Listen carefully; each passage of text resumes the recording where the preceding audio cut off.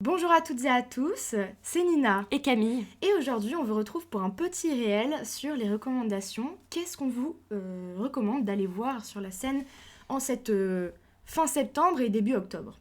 Alors d'abord, je vais commencer avec 12 hommes en colère. C'est une adaptation française faite par Francis Lombrail du film, qui du coup est à la base en anglais. Et c'est une mise en scène de Charles Torgman, j'espère que je n'écorche pas le nom.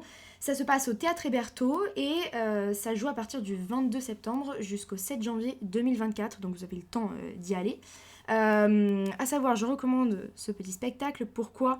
Parce que Camille m'a déjà pas mal parlé en fait du film en lui-même et je me suis dit que ça pouvait être super sympa de voir ce que ça donnait sur une scène de théâtre, d'autant plus que c'est un huis clos et je sais que toi t'en es, je sais pas comment on peut dire, Friande. Mais, friande. Voilà. Quant à moi, je vous recommande Ferme bien ta gueule, écrit par Julien Rattel et mise en scène par Ludivine de Chastenay et Benjamin Gauthier.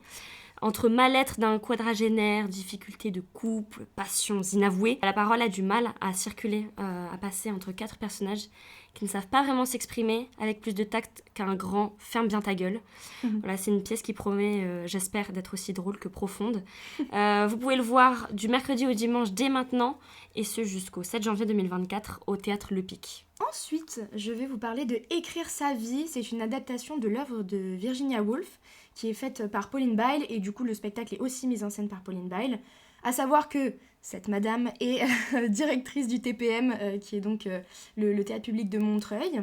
C'est une pièce qui se joue entre le 26 septembre et le 21 octobre. En fait, j'ai assisté à la toute première, je ne suis pas sûre, mais à une des premières répétitions. Tout se passait encore en improvisation et ça suffit pour me dire va le voir. Ça a l'air vraiment trop cool et j'ai surtout hâte de voir comment la première répétition, comment ça a bougé depuis. Je pense que ça n'a rien à voir et en même temps, je pense qu'il y a plein de choses qui sont restées, tu vois. Mais voilà, j'ai plutôt hâte d'aller le voir. D'ailleurs, j'y vais la semaine prochaine. Moi, je vous conseille La culotte de Jean Anouilh, qui est mise en scène par Emeline Bayard. Cette pièce met en lumière un peu la guerre des sexes. Une guerre des sexes aussi bien effrayante que drôle, où les femmes ont pris le pouvoir. Leur but, un peu grossièrement, c'est d'émasculer les hommes phallocrates. Une farce des plus visionnaires qui ne manquera pas, j'espère, de nous étonner. Vous pouvez le voir dès le 20 septembre jusqu'au 7 octobre, donc dépêchez-vous vite de prendre vos places, à l'Athénée, théâtre Louis Jouvet.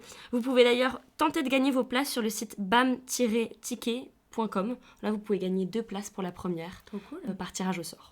Et enfin, je vais vous recommander le spectacle qui s'appelle Oublie-moi, qui a été adapté de In Other Words de Matthew Seeger. Je sais pas si je prononce bien les noms, ok, mais c'est pas grave.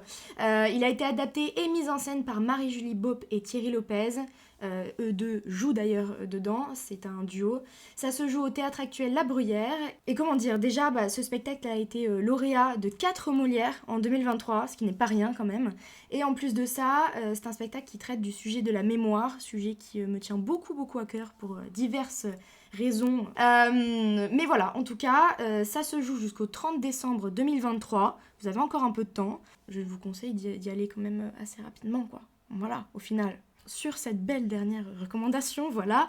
On espère que ce petit réel, ce petit format vous aura plu, que vous êtes un peu plus orienté sur ce que vous voulez aller voir. Et puis, follow sur Insta, franchement, comme d'habitude. Il y a toujours des choses qui sont postées. Et puis, on se retrouve la semaine prochaine, dimanche à 16h, pour un nouvel gros épisode qui, cette fois-ci, sera disponible sur les plateformes audio. Petit sneak peek, ça parle d'improvisation. Ouh, oh là là. Et voilà, sur ce, on vous fait des bisous.